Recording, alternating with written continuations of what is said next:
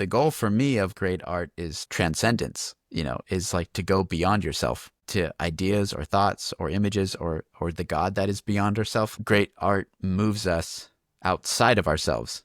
It expands us, not contracts us. The only way we get the courage to go there, to keep pressing that, like, it's community, to spiral upward. You can't just self-fortify enough, I think, to do it.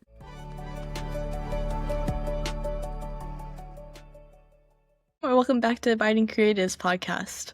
I'm so excited today to be talking to David Russo, who is the creator of Abiding Practice, which is an amazing ministry that helps creatives in their spiritual formation. So I'm really excited to be chatting about the creative life, contemplation, how we can encounter God through our creativity, and how community can also help support us in our creative journey. Before we dive into the episode, I would love to invite you to like, share, and leave a comment on the podcast. It would mean so much to me if you could help me keep spreading this podcast to all the creatives who need to hear it. Now let's dive in. All right, welcome to Abiding Creatives podcast. I'm so excited to be talking to David Russo today. David, why don't you share just a little bit about you and what you do and your creative work? So I'm excited. This is like, I think, part 3 of our conversation together. So I'm excited to see the Abiding Ministries linking arms. But we started a nonprofit a couple of years ago called Abiding Practice, and we do spiritual formation content and spiritual formation retreats, all centered around Christian creatives.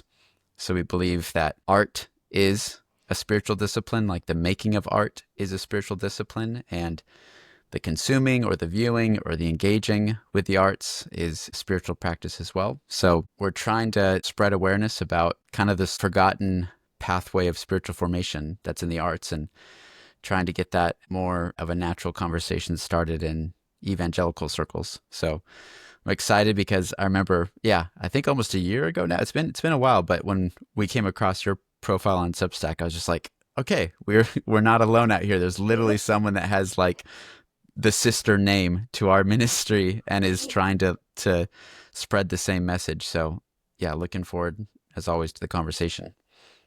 Yes, I'm so grateful that God connected us. And you're one of those people that I always point to of like, God does connect people through Substack. Like, do reach out. You don't know where this is going to go unless you like actually just DM them and be like, hey, I love what you're doing. Can we chat sometime? Because that's really how we became friends. It's such a cool platform, I feel, if we allow ourselves to lean into it that way. So I love what you're doing with Abiding Practice. I definitely feel so much alignment with just the heart and mission. And I know that people who are tuning into this podcast are creatives who are curious about what it looks like to abide. So I'm kind of curious to hear a little bit about how did you as a creative come to that idea of abiding and what it looks like for you? Yeah, it's actually interesting because it's not till we started this ministry that looking back, I saw like all of the breadcrumbs that the Holy Spirit had kind of laid out over my journey to lead me to this place.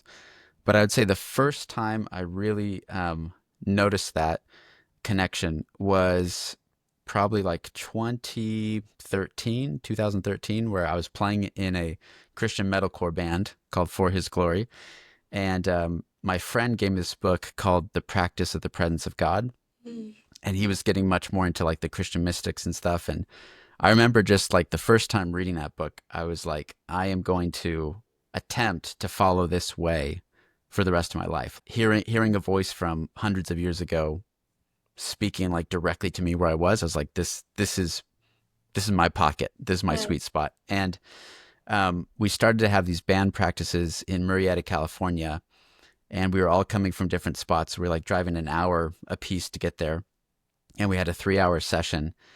And we started out with just like the classic, kind of evangelical prayer style of like, Lord, bless our time, help us out with our music, and let's make really good stuff. Okay, 1, 2, 3, And that was kind of the prayer time. But it was weird as I was reading that book and we were kind of reading that book together, we noticed like the prayer time just started kind of extending. And then there was a few meetings where the silence just kind of lingered in the air and no one really wanted to close it. And it wasn't communicated by anybody. No one said anything about like, let's have a moment of silence, and I totally think there's value to doing that now, is like guided times of silence, but for us, it happened just kind of organically and spontaneously, Mm-hmm. where the silence just kind of held in the air longer and longer. And we began like just kind of putting our instruments down and kind of sitting on the floor and just like listening to the sound of silence, like the voice of God as the still small voice. Mm-hmm. And that was probably the first time where I had what I'd call like a mystical vision or an experience of God speaking to me through my imagination in a way that I can really remember. There was probably times before that, but we started to have that experience happen collectively where we were all actually beginning to have visions. And there was one time particularly where I remember we had like a shared vision where we were all witnessing this same kind of scene of like a river setting together. And everybody's like, I'm seeing that same thing. I'm seeing that too. I'm have that same imagination occurring in my head. And there was just like a difference in a lot of creative things have the outcome, but they also have the process. And both of those things are formative. So the process of making music like started to become a formative thing in and of itself. Whereas before we were just thinking, how can we form and shape music that's going to be like an evangelism tool, like Mm-hmm. evangelistically helpful. That was kind of the model we were going with. Is like we want to make music that reaches people like in this dark subgenre that's filled with a lot of kind of dark messages, and we want to bring the light of Christ there. And it was mostly about like how can we have an effect with our art, where Mm-hmm. God was showing us that like the process of making something creative is its own spiritual formation practice as well, not Mm-hmm. just the use it's going to have for someone else. Like the act of creating it and trying to seek inspiration for it is its own world and its own formative process. So that's a super long-winded answer to like I think the first time I started to notice creativity and contemplation going together. Like they really are. I think for the believer, they're two sides of the same coin. But yeah, what about you? Where do you feel those kind of overlapped in your life, like creativity and the spiritual disciplines or solitude, all that? Yeah, first of all, I think that's so interesting. Like, Oh yeah, I sorry. think especially that it was a collective sort of thing because I haven't really had that before. Definitely felt more of like a draw towards like I didn't really know what they were at the time. Silence and solitude around like 2020 during COVID, just graduated Yeah, college, wilderness season that was just like just don't really know what I'm doing with life, but also kind of fed up with the ways that I was interacting with God that felt very about doing and not really experiencing his presence. I just had this kind of awakening maybe 6 months before that time of just realizing, like, oh, God like speaks through different ways. Like I kind of just grew up in a faith that didn't believe that God spoke and the Holy Spirit was really active in our lives. So I was like kind of learning that. But then, yeah, this wilderness season was this time where I like actually had the time to like be still and like have to kind of just embrace the unknown. And with that, I felt like I became more comfortable just resting in God's presence, and kind of starting to have those contemplative moments and receiving visions and starting to understand how God speaks to me. And at the same time, I was also really wrestling with like, what does God want me to do with my creativity? I know I'm created to create and I have a lot of different creative talents, but I felt that struggle of I want to make things that are impactful for God at the same time. Like I don't really want to make Christian art. And so it was this wrestling and understanding who I am as creative. And so I feel like those things kind of converged in that wilderness season of realizing I can create art that reflects God's nature, but necessarily doesn't always have overt Christian message. yeah, And yeah. then with that, I think that learning to rest in God's presence and become more aware of his presence as I was creating, similarly, I felt like it was more of a process and it felt more like that's kind of what was the impactful part to my art. Like it wasn't about as much what I made, but how I was making it, what was coming into me as I was creating it. And so it's been interesting to see how my art has evolved in that and become a lot more simple and a lot more authentic to me. And so I think that it's cool how creativity and contemplation kind of help us like distill who we are in order to create the most authentic art. We don't have to try so hard to be like, I'm making impactful art. It ends up being impactful because it is authentic, you know? Yes. Oh man, that's okay. A lot of can of worms there, like in a good way. I think that's every Yeah. conversation. It's like we Yes, see there's a exactly. lot of ways it could go, but Hmm. I'm so curious, what did that mean to you? Like Christian art because you said, I don't really want to make Christian art. And I resonate with that. And I hear that from people like all of the time. I hear that from Christian artists all the time. They're Mm-hmm. like, I don't want to make Christian art, you know? And Mm-hmm. when, when you hear that phrase, what's like the images or like ideas that pop into your head? Because I think there's something there that's really important to unpack.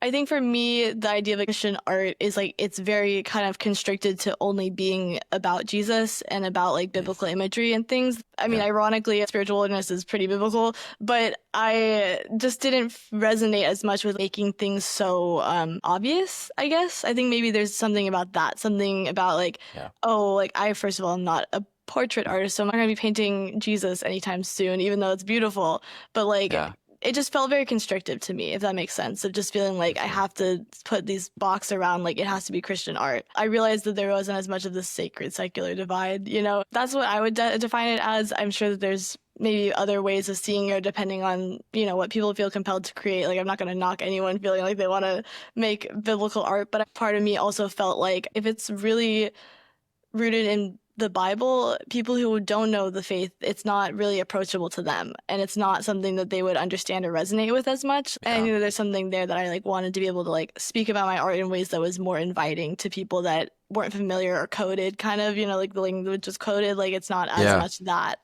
in order to maybe help people see a different side of the faith and make it feel more of an experience, you know? Yeah, well said. That coded, I think that sums it up. The word I was playing around with is like propaganda. You know, like what really is propaganda? It's some you know, creative act that has like a single outcome in mind.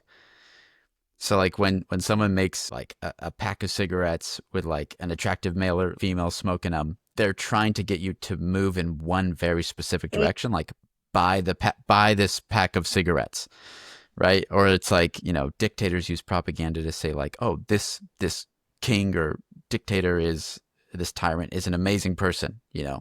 And like you should follow him. You should not question him. So when I think of like propaganda, I think of it as like it's art that's forced into one direction, or it's art that's forced into like one you know, angle. And the other side of that sometimes is like people that make things with almost no meaning, like the artist himself doesn't even fully know what it is. And I was thinking about that with like Van Gogh when he's painting the Starry Night, and you know, like they've done studies on like the patterns in like the sky in the Starry Night, and they're like Mm-hmm. these actually match up with like weather patterns, the way that Wow. like the air actually moves and kind of Mm-hmm. like circulates around itself in the air. It's like without knowing the science of it, like he was actually kind of drawing like a Mm-hmm. scientific weather pattern of the sky. Wow. And I was just thinking, like, he would have never ever done that if he was trying to make Christian art the way that you just described it. You know what I Mm-hmm. mean? If he was just trying to say, okay, like, what's the biggest cross I can draw? You know, like, what's the strongest image of Jesus I can create? Mm-hmm. That's the biggest face of Jesus that will be on the biggest church building in the world. He would have never created the Starry Night, you know? And Mm-hmm. then people would have maybe not discovered Van Gogh, and they wouldn't have discovered all of the Christian themes and like his critique about organized religion and true Christianity Mm-hmm. and all these things he was able to say because he wasn't forcing himself to say one thing. Yeah. And I think of that like I want to try to help, I don't know, myself and other people break down that divide between like we're called to be Christian artists, I think, not Christian artists, if that makes sense. Like Christians who do art is a very different thing. That's what it is. Like Christians who Yeah. do art Yeah. is very, very different than like a Christian artist, I think. Mm-hmm. You know, because the Yeah. Christian artist is kind of coded, how you said. Mm-hmm. It's like that they only believe that they can do things that like are directly from scripture or biblical images. But Mm-hmm. a Christian who is an artist has faith that if they're following inspiration and they're opening their life to God in silence and solitude, like the things we'll talk about, like that is going to inform and infuse the things that they make Mm-hmm. and the direction of what they're creating. So it's like, how do you see the spiritual practice leading to the artistic creation. When you think of those two things, like your spiritual practice and like the things that you make, Mhm. how closely linked do you feel those should be or those are? What do you think about that? Yeah, I mean, I love all that you said. I didn't really even know about the whole Van Gogh, like It's how it crazy. was Yeah. so connected. But yeah, I think that my art has evolved over time, and I felt less pressured for it to have a message. I think that that's what Mm, it is. I think that yeah. something about becoming more aware of God's presence and kind of letting go of a lot of the performative tendencies that I have grown to have, and especially in my art, like my creativity, faith. Yeah, I think that it's helped me not be so focused on the outcomes, and so there's not as much of a need of like this has to come through my one piece of art. Like there's not as much pressure Yeah.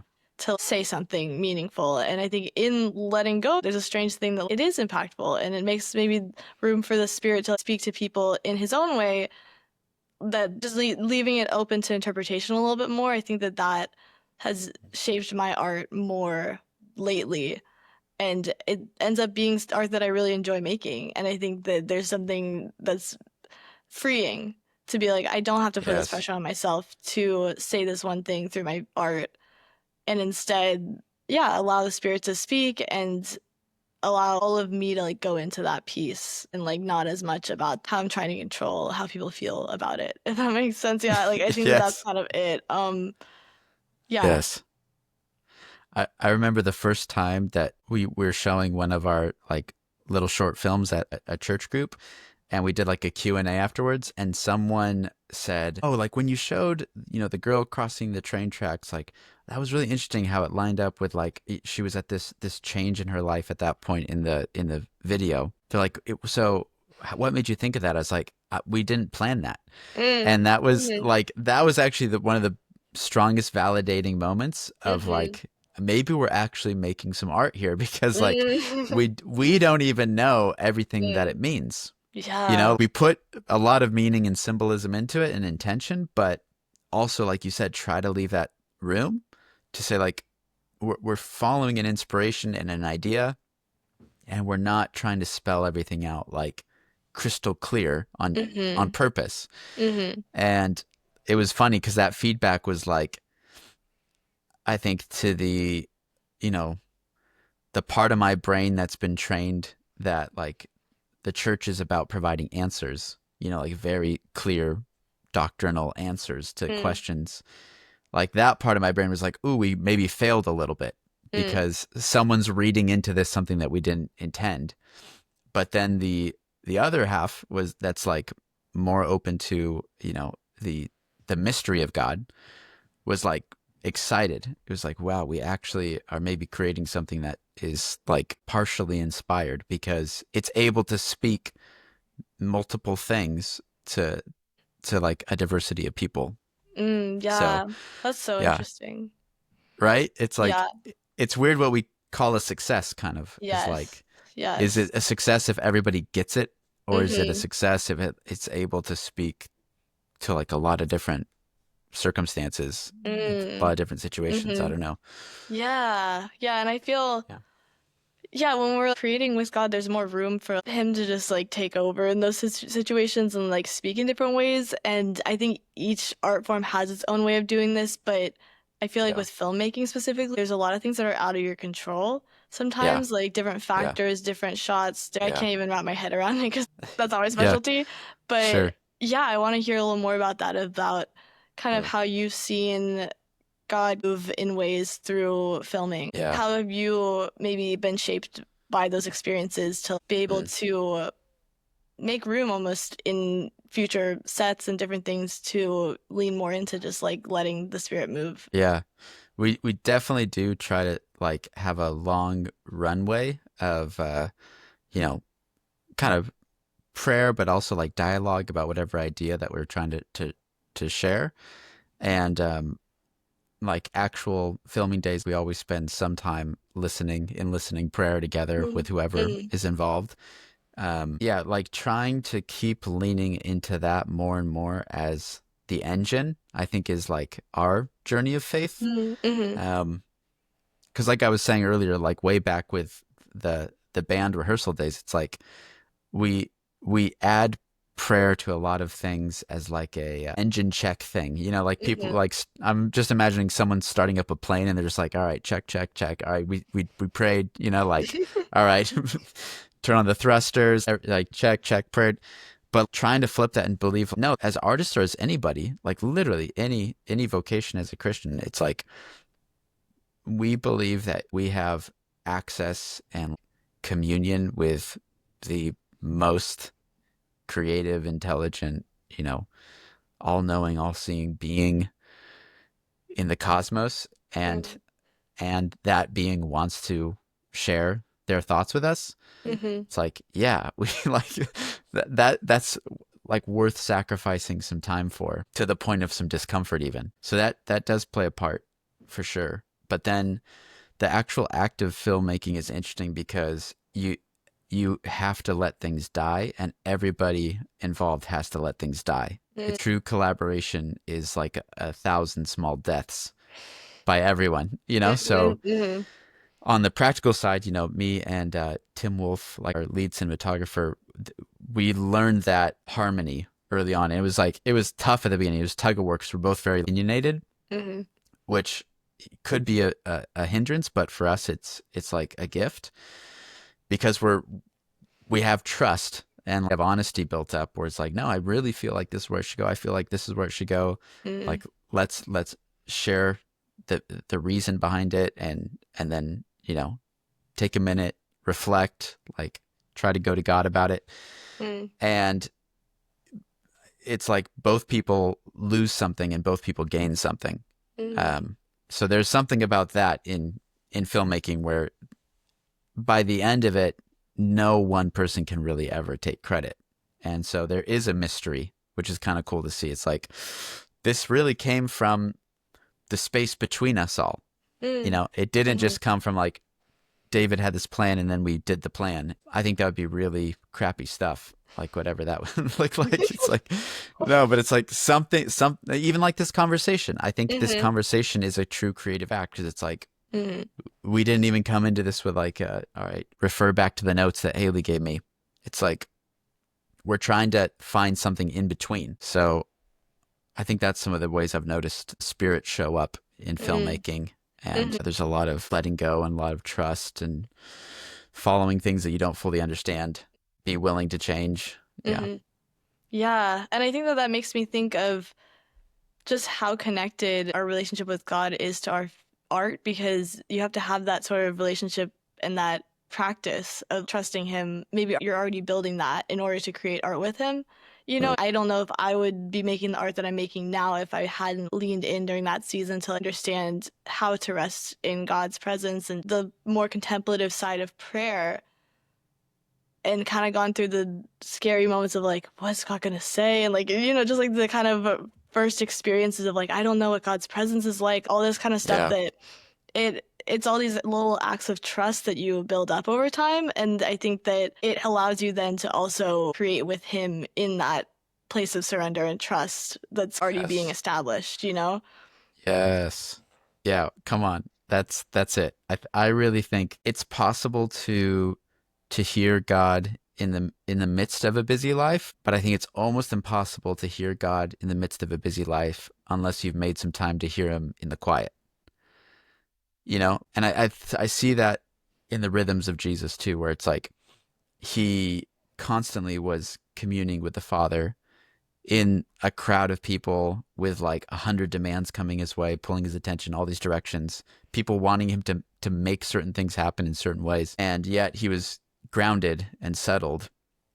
But I think the model he gave us is like the only way we can do that is if we do sacrifice time outside of the crowd, outside of the community and the context of the world. To get grounded and centered in private is like the only way I've ever found that I even get glimpses of it in public. Hmm. You Oh know, yeah. like if it's not happening in some measure in private, like it's Hmm. really probably not going to happen in public. And then if you're making stuff with other people creatively or thinking about how is this going to perform, it's like those are just more areas of resistance for you not to hear God. Mm-hmm. You know what I mean? So Mm-hmm. again, if you're not kind of training that spiritual muscle of hearing him in quiet, it's probably not going to happen when you actually like pressing the record on this call. You know what I Mm-hmm. mean? Like me Yeah. and my friend Jared, we did a podcast called My Friend the Philosopher. And for a long time, we just talked about this idea of like what actually is changing in us when we see that red light blinking.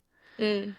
Because it's like we were having a conversation before, and then we hit this button, and then there's a red light blinking, and we feel like we're totally different people. Like, what the heck is happening there? You Yeah. know, like, what is that? And it's just like, oh, there's other eyeballs now in the room. Mm.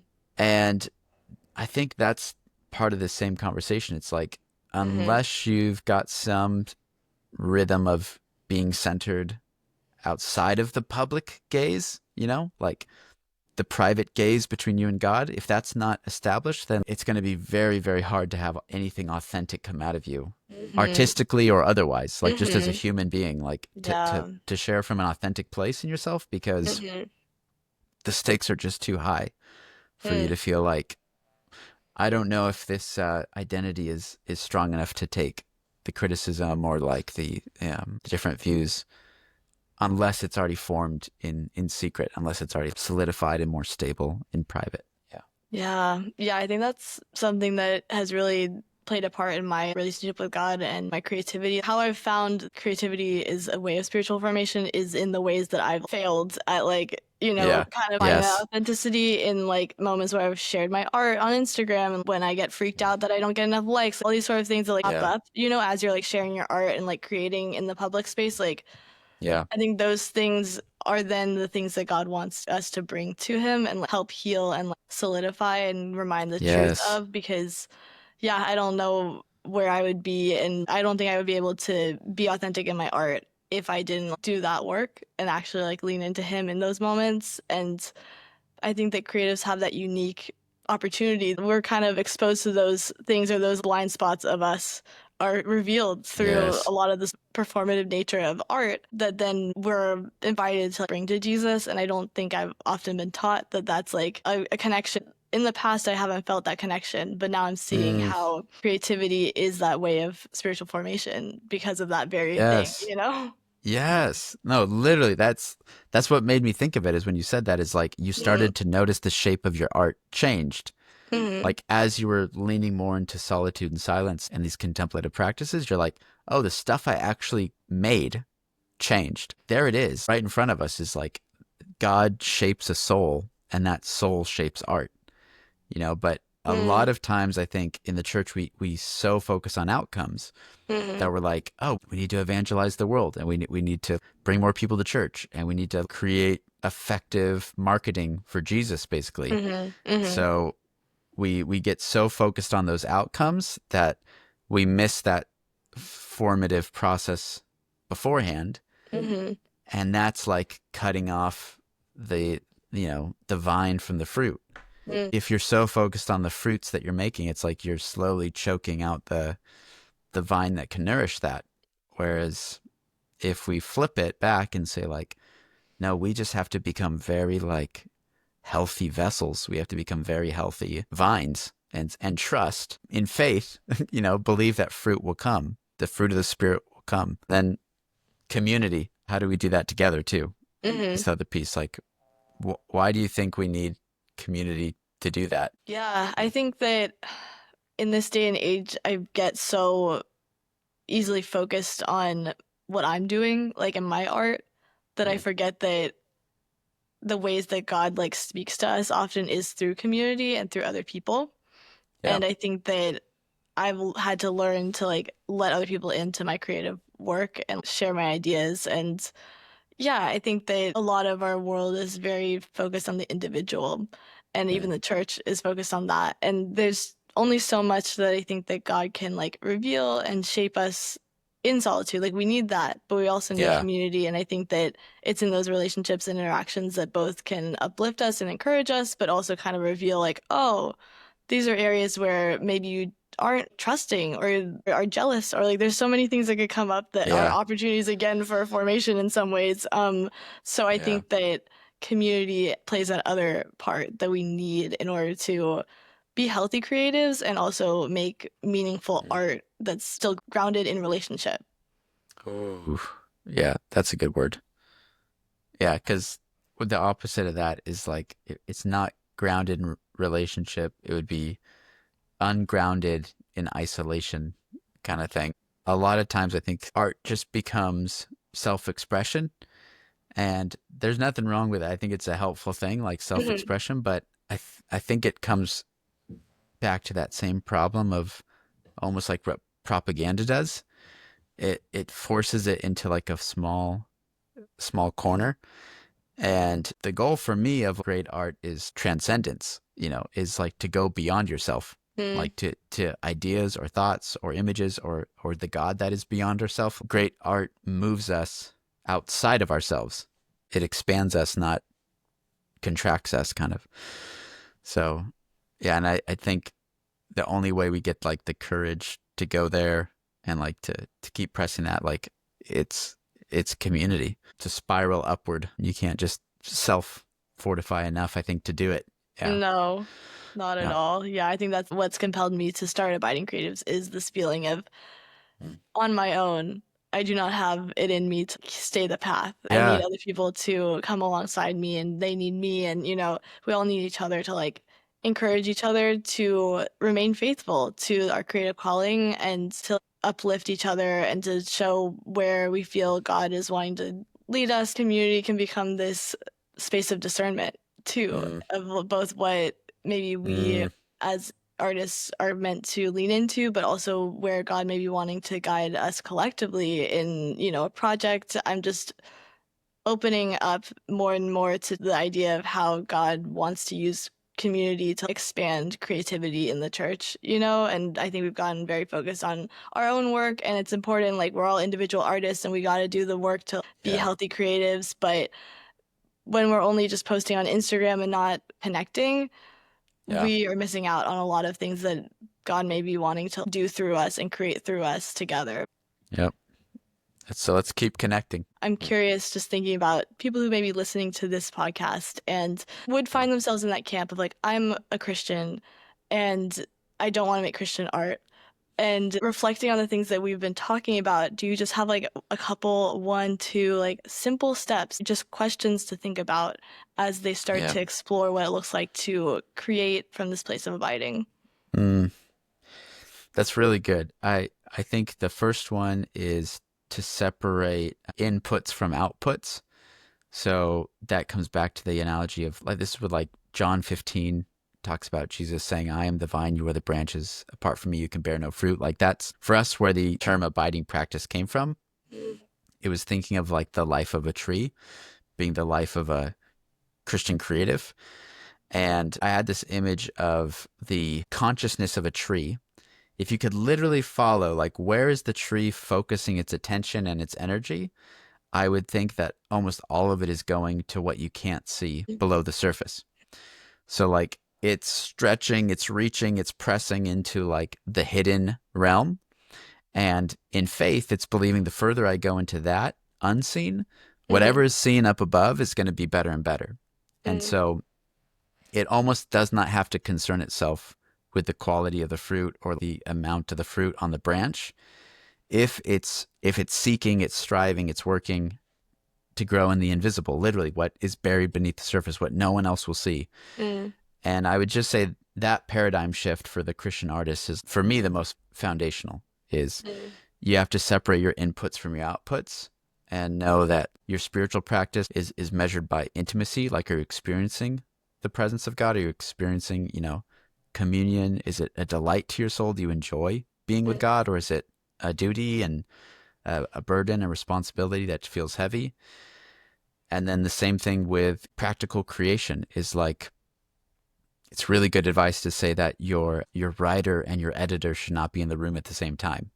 So like if you're mm, going to sit down at your, canvas or your sketch pad or like sit down with your guitar, your drums, or sit down with your writing pad or your keyboard, let your writer be your writer. And then the editor can come in later. And mm. they're both could be you. You're the writer and the editor, but it's like to separate your inputs from your outputs, to just say like I need to have some sacred space where I just do the act of experimentation and creating and just following the thread, and then I could worry about editing it, later. Yeah, that was something I heard from John Ortberg actually. He said that spiritual experience is very experimental. So you kind of have to experiment it with like what actually does connect me with God. Where do I actually sense God's presence? Like doing what? What activities bring me closer or further? And there's an experimentation to it. So it's experiment in your contemplative practice, and your creative practice would be top of the mind for me.